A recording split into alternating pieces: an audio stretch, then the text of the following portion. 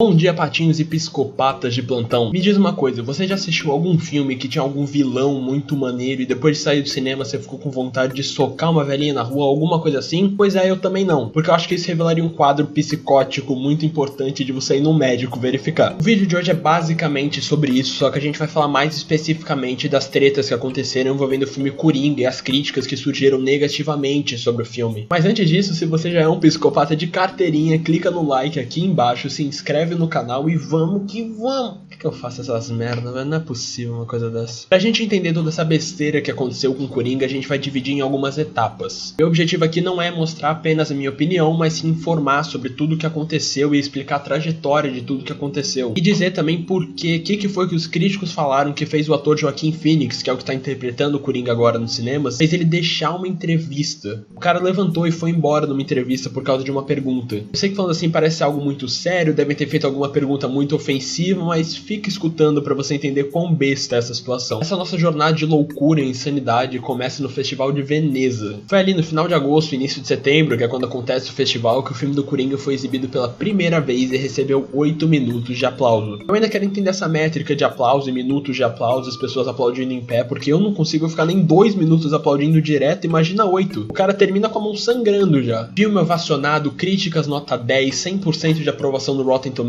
mas foi aí que alguns críticos justiceiros sociais resolveram fazer o seu trabalho e reclamar de coisas do filme. Na minha visão, toda e qualquer crítica é válida, toda e qualquer opinião é importante de ser ouvida, mas meu amigo, que galera chata! O filme é protagonizado pelo Arthur Fleck, eu não sei como se pronuncia, que é o nome do personagem que vai viver lá o Pessoa antes de virar o Coringa. É claro que o Coringa continua sendo Arthur Fleck, mas eu acho importante fazer essa diferença porque o Coringa é um ponto de louquidão do cara absurda. E o Arthur, ele tem problemas de cabeça, ele tem problemas psicológicos, psiquiátricos, eu não sei a diferença. Ele já é um sociopata desde a primeira cena do filme, e é lógico que isso acaba acarretando vários problemas. Isso acaba isolando ele do resto da sociedade, isolando ele dele mesmo, acaba criando uma confusão generalizada ali em torno dele por causa da cabeça dele. Porque, novamente, ele tem problemas mentais. Com isso ele vai ficando mais violento e um potitinho homicida e acaba virando Coringa no final. E é claro, nesse meio tempo que ele vai escalando a loucura, vai ficando cada vez mais doido, o Coringa já tá ali pronto, o Coringa só esperando pra sair da jaula o monstro. E é aí que o Coringa, o maior vilão do Batman de todos os tempos, surge de vez. Ele surge ali da mente de um cara que é um psicopata completo, um sociopata completo e que tem problemas mentais extremamente sérios. Tanto que nos próprios trailers a gente já consegue ver que até a psicóloga dele desiste dele, porque é algum problema que parece ser crônico, parece que não vai ter solução. Tá bom, você ouviu ali essa mini sinopse do filme, agora me diz, onde está o problema? Vou te dar o toque de 5 segundos para descobrir.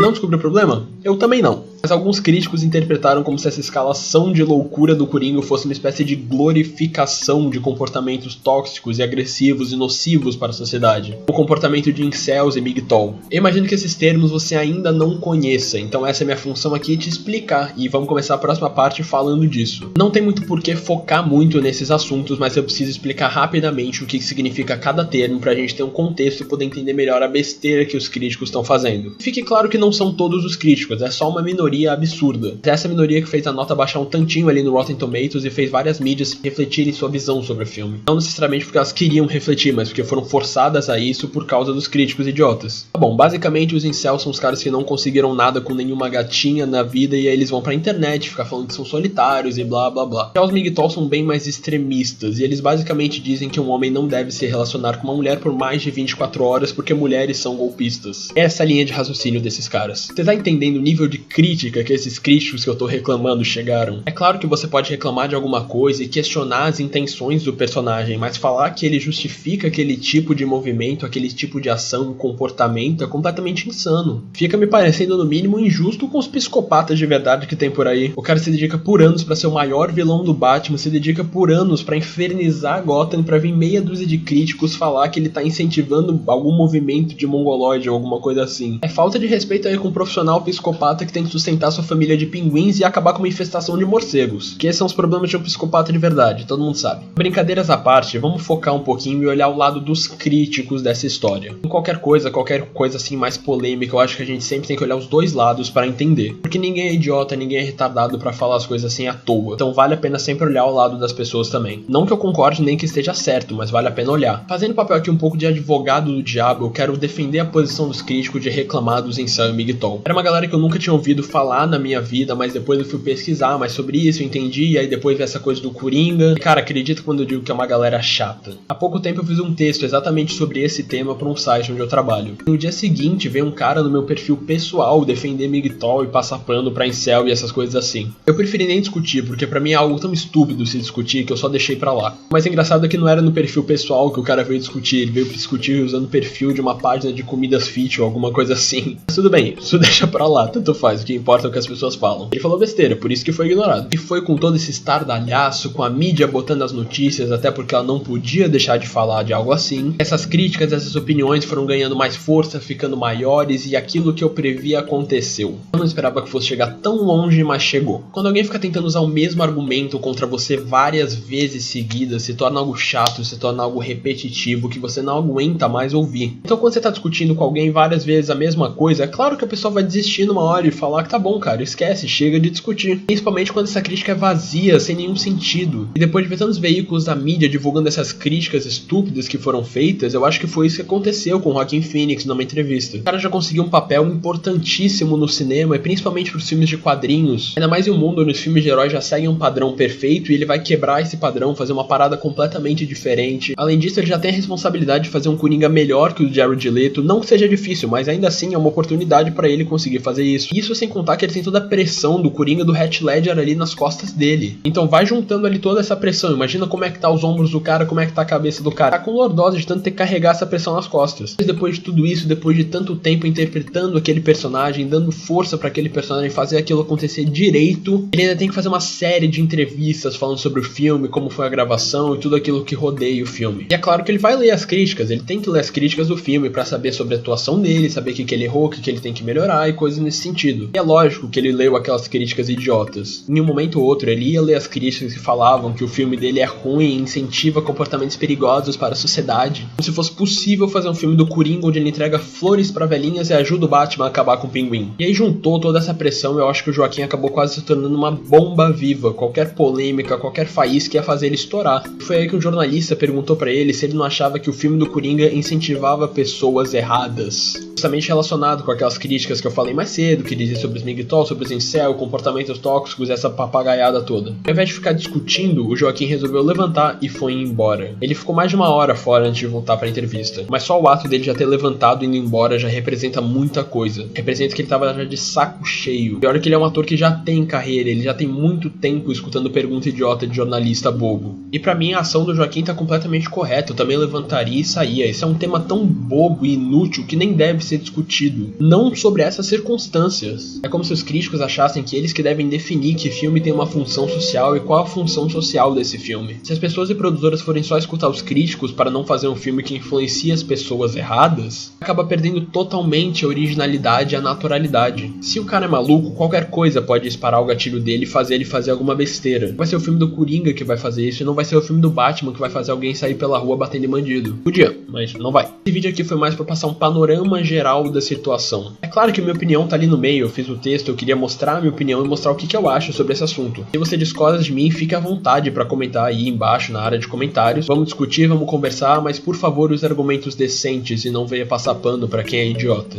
Como tem muita notícia falsa sobre esse assunto e muita coisa engrandecendo demais os assuntos, eu achei melhor fazer um vídeo aqui simples explicando tudo o que aconteceu. Acho que o que a gente pode esperar pro futuro é que a crítica continue enchendo o saco dos filmes e falando que eles têm uma função social e blá blá blá blá blá blá blá. Tudo isso que eu acabo de reclamar aqui. Eles vão reclamar de todo filme que não siga seus padrões morais e éticos. Vamos criticar, vamos dizer o que a gente pensa, mas sempre dando espaço pros diretores criarem, pros atores terem a liberdade de interpretar da melhor maneira possível o personagem. Ninguém entende mais do personagem do que o ator que vai interpretar ele, pois é a partir dele que o personagem vai ganhar vida. Se a gente começar a polir todos os filmes para seguir certos requisitos definidos pelos críticos, a arte vai deixar de ser arte e o cinema vai deixar deixar de ter aquela incerteza que a gente nunca sabe se o filme vai ser perfeito ou não vai ser. Essa é a graça, é a dúvida. O objetivo de um filme é sempre nos fazer pensar, nos fazer questionar as coisas também. Então se tudo é exatamente perfeito, não tem o que questionar e tira todo o objetivo do filme. Se você quer ver um filme onde você não vai questionar nada, vai ver filmes de animação, que tendem a ser mais simples. Agora, se você vai no cinema pra ver um filme como Coringa, você tem que estar aberto a receber um personagem maluco e psicopata. Alguém com problemas mentais disposto a fazer qualquer coisa pra chegar onde ele quer chegar. E não acho que é só Coringa não, tem muitos outros filmes que lidam com esses temas. Não é por isso que tem crítico idiota reclamando deles o tempo inteiro. As pessoas são tóxicas, um filme não. As pessoas incentivam coisas ruins, um filme não. Vamos parar pra pensar e pensar na sua cabeça o que é que você está fazendo, ao invés de colocar a culpa em cima do filme. E assim finalizamos esse vídeo de hoje maravilhoso, que demandou de bastante pesquisa, demorou bastante pra eu saber, porque eu tinha que ver as ordens, as datas, tinha que ver quem falou o que pra ficar tudo perfeitinho. Isso eu queria pedir com muito carinho pra você mandar pros seus amigos, por favor, manda pra eles saberem também do que aconteceu. Deixa seu curtir aí embaixo, se inscreve no canal, e é isso. Espero que vocês tenham entendido e tenham gostado do vídeo. Por hoje é só e fui!